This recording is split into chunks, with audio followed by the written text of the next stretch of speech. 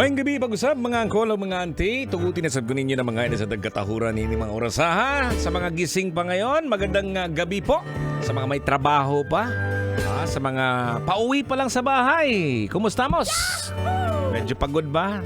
Sige lang, okay pas, alright kasi meron ka namang natapos sa mahirap doon. Ikaw ang nagtatrabaho. Lagi ka na lang nagmamarites dyan. Dapat sa'yo lusion ang kigol. Oo, dapat pag nagtatrabaho po kayo, meron kayong natapos din ha. Hindi yung, sige lang, meron pang panahon bukas eh. Anyway, so welcome once again sa ating programang Totoy na Love. Tama-tama to mga kabisyo, no? Para sa mga nasa biyahe ngayon. Oo, siyempre pag nasa biyahe ka, may marami pong, halimbawa, madaanan kayo na mga kainan. Ako! Yung ipon po natin, nag-save ka sana. Meron kang daladalang pagkain. Lagayan po ng ice cream na ang laman ay yung ulam at saka kanin mo. O, madalas sa mga ulam yan. Eto manong driver ha. Call!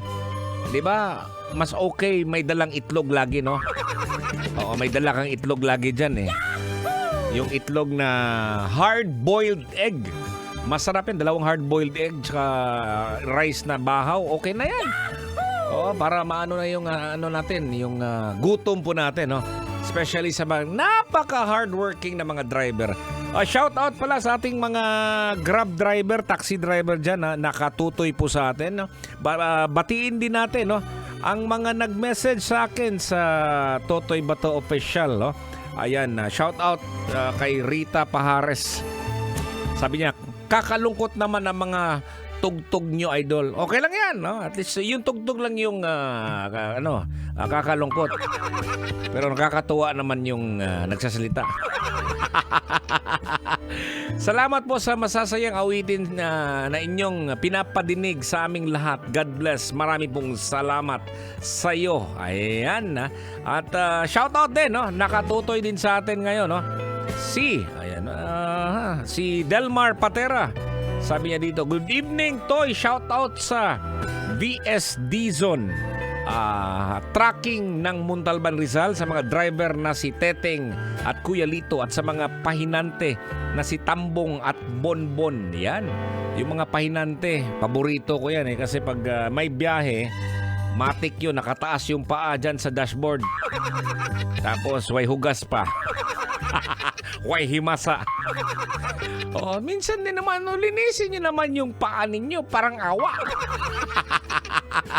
Joke lang, no? Ingat kayo sa mga idol natin dyan, no? Lagi nakatutoy sa atin dito.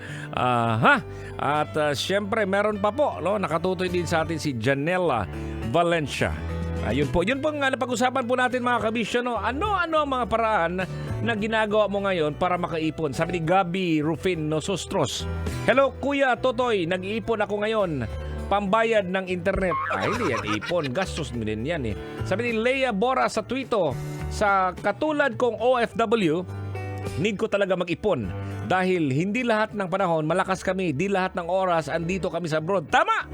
Ako kahit walang maiwanan dito sa sahod ko, grabe pagtitipid ko, mas gustuhin ko pang manghulog sa account ko sa ATM sa Pinas, yung pinagpapaguran ko kaysa iwanan ko dito sa akin. Tama!